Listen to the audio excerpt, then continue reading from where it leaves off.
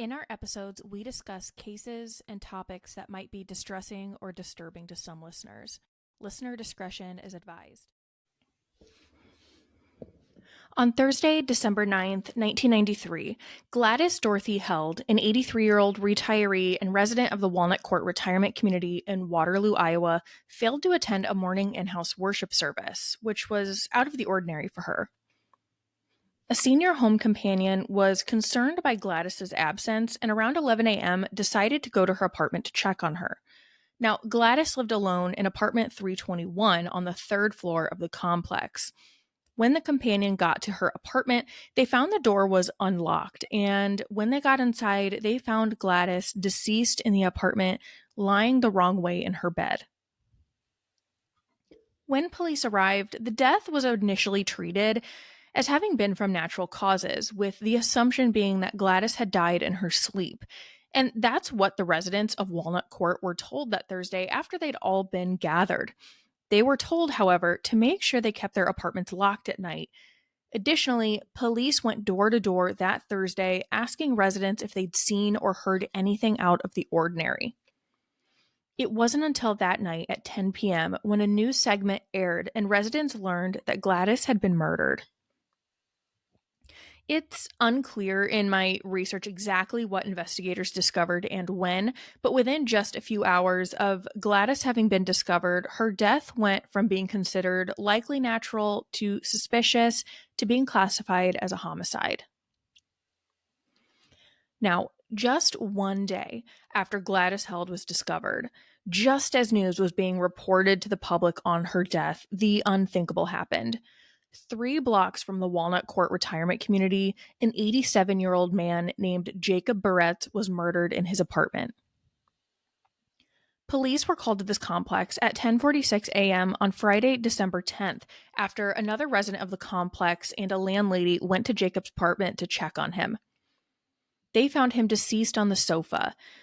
Based on news reporting from that time, it appears that Jacob's death was viewed as a homicide from the very beginning. The scene appeared to be enough that investigators didn't have doubts as to whether Jacob died from natural causes, as they had with Gladys.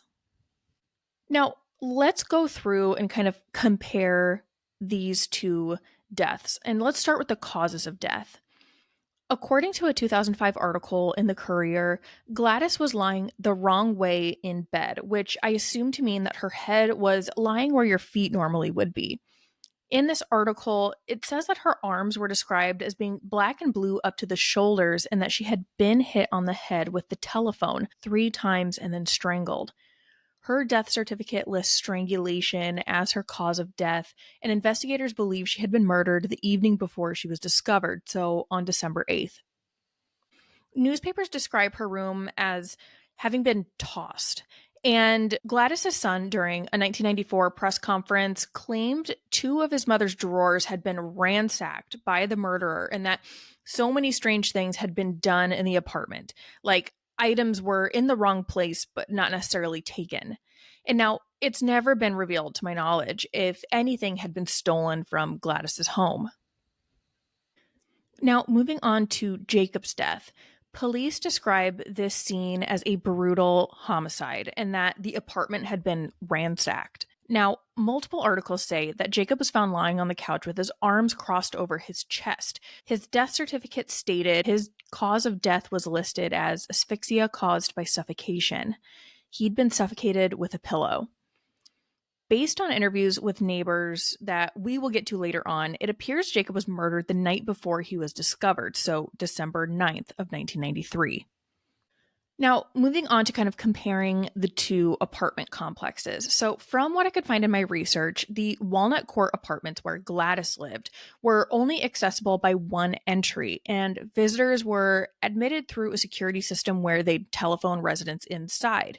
And from some articles, it appears that there was at least one person who worked for the retirement community who would be in the building, but only during business hours. Now, in light of Gladys's murder, security at the Walnut complex greatly increased.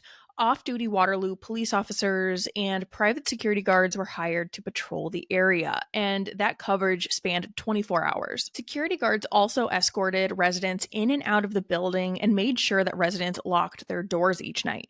Counselors were also hired to help residents and staff deal with the trauma of the incident. Now, residents on the first floor noted that a glass panel on the locked door facing Iowa Street, which was a side of the building that did not include the main entrance, had been broken out. Now, I'm not sure if this glass panel had been broken for a while or if it was determined that the glass panel had been broken out the night of the murder. Another thing that was noted was that Gladys's apartment was found unlocked, but a resident was sure that Gladys usually locked the door. Now, this could be explained, right, by the perpetrator leaving the apartment and leaving the door unlocked when they left. 2 residents at the Walnut Court apartment reported an intruder being in the complex the night of the murder. A woman living on the first floor said someone had come in through her open door and demanded money, but left when she said she didn't have any. Then, a retired minister living on the second floor reported seeing an arm reach through the space between the door and the jamb. He asked who was there, and the arm disappeared. Now, this same article says, although the woman, meaning the woman on the first floor, saw the face of the intruder, police were never able to find the man or link that incident to Held's murder. Personally, I have a hard time believing those weren't connected. It appears as though someone was trying to get into an apartment starting on the first floor, then went to the second floor, and then probably went to the third floor where they then were able to get inside Gladys's apartment. Now, there is not a lot of information on Jacob's apartment, and some articles describe it as a senior facility or retirement home. Others describe it as just a standard apartment complex, but the building itself is much more accessible than the Walnut Court apartments. Jacob's complex looked like it was at least 3 townhouse-style homes, all attached, with the direct entry to each unit located on the outside. So you just had the door on the outside. This is as opposed to Gladys's, where there was a main building to enter and the apartment doors were then on the inside. One of the units did look like it had an extra door that perhaps led to an upstairs apartment, and there's comments in a lot of articles describing Jacob having an upstairs neighbor. Now, the landlady for Jacob's apartment didn't provide any comments during interviews, and I haven't found anything to indicate that there was any type of security for this specific complex beyond kind of a standard lockable door for each unit. Now, something important to note is that just a few weeks before Jacob Biretz was killed, he was robbed at his apartment. On November 24th of 1993, a man broke into his apartment by kicking down the back door. The intruder pepper sprayed Biretz and beat him before leaving. Now, police have never indicated whether they believe there was a connection between the robbery and his later murder, and I haven't found anything about what specifically was taken during that robbery in November. Jacob's upstairs neighbor found him after the robbery. The neighbor said he heard noises coming from downstairs and went to his unit to check on him. When he got there, he found Biretz bleeding with black eyes, bruised ribs, and a 5-inch wound on his neck. Jacob Biretz said that a man wearing all black had kicked in his back door and believed that this man was actually a cab driver who had previously overcharged him. For context on that, Jacob Biretz was a regular at a bar in Waterloo, Iowa, and there he was known as Old Jake. And so he would often go to the bar and later call a cab. From what I understand, Jacob didn't drive normally, so he would always call a cab, I'm assuming, wherever he was going. But on one night, Jacob Biretz claimed that one cab driver had overcharged him and stolen his money, and afterwards he refused to get a cab ride from that specific driver. This upstairs neighbor also relayed that on the night of December 9th, he saw a man walking around the apartment complex peering into windows. He said soon after he heard a huge disturbance downstairs. Another article reports that the neighbor said he heard a whole lot of commotion and a whole lot of noise. Now, the article says it wasn't until the next morning, December 10th, that this neighbor joined the landlady to check on Jacob. It was reported that police responded at 10:46 a.m. on that Friday. I don't know why there would be such a delay in checking on him after he heard the commotion. But the exact time that the commotion was heard isn't reported. It's only mentioned that the next morning, the neighbor and the landlady checked on him, and we know that that morning was the 10th. So, in the early days of the investigation into both Gladys and Jacob's murders, police said they used every resource available, including all human and technical resources. But Claire Reed, the lead investigator on the case in 2005, said there was a strange silence surrounding the murders. She said, and I quote, basically, on normal homicides, you get leads phoned in. We received no leads on this case. We also got 0 on held. We just had nothing to go on. Early on, Gladys's son, Donald Newberry, got together $1,000 in reward money for information leading to a conviction in his mother's case. Years after her murder, he said he didn't receive a single call. He said in an interview, "I never got a thing, not a word, not a hint. It was like he just disappeared." According to a 2005 article in the Courier, no fingerprints were found at either murder scene, but police were able to gather trace evidence and blood from both scenes. Police Captain Bruce Arndt said blood had been drawn from a few suspects during the investigations to compare against the trace blood, but that no charges were filed as a result. Now, he declined to comment on if the blood was that of the murderer, but said that it was entered into the state's database to check it against known criminals. But at that time, there had been no matches. Now, a 1994 article says hair samples were also collected and sent for testing, but I wasn't able to find anything on if anything significant came from that. Reporting on the investigation never revealed if police had any solid suspects or even people of interest. There was a 1999 article in the Courier where Police Chief Corson comments on 5 unsolved homicides in Waterloo from 1993, and he said, and I quote, "We got a pretty good idea who did it on each, and we pretty much know why, we just can't prove it." He goes on to say he hesitates to call the cases cold, that police haven't given up, but they've run out of new information and there are no pending leads. Now, authorities for years refused to comment on whether or not they believed the murders were connected. It wasn't until a 2005 article where it was said that police began to believe what many suspected, that the same person had committed the murders. Now, with all of this, the case appeared to go cold quickly. In 2005, an article with the Courier said a new investigator was assigned to the case each year to review and see if anything had been missed. Now, over the years, various cold case units have been established in Iowa, the most recent just being in 2024, but still, there are no answers in this case. Now, on November 14th, 1997, it was reported in the Des Moines Register that an 83-year-old man named Harold Smith was found stabbed to death in his home in Waterloo, Iowa. A relative had found him while stopping by to check on him.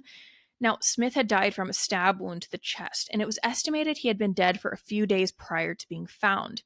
Additionally, his station wagon had been stolen in the early weeks of September of that year, so a handful of weeks before his murder. With this, though, police believed that this specific murder in 1997 was an isolated incident, and they didn't believe that it was related to the murders of Gladys or Jacob. Despite that incident being considered isolated by police, residents of Waterloo and Northeast Iowa in general were growing increasingly alarmed and frustrated by what they perceived as an increase in violent crime and a string of murders targeting elderly individuals. Now, this next piece is from an article written by Suzanne Benke in the Waterloo Cedar Falls Courier, published on January 28th of 1998.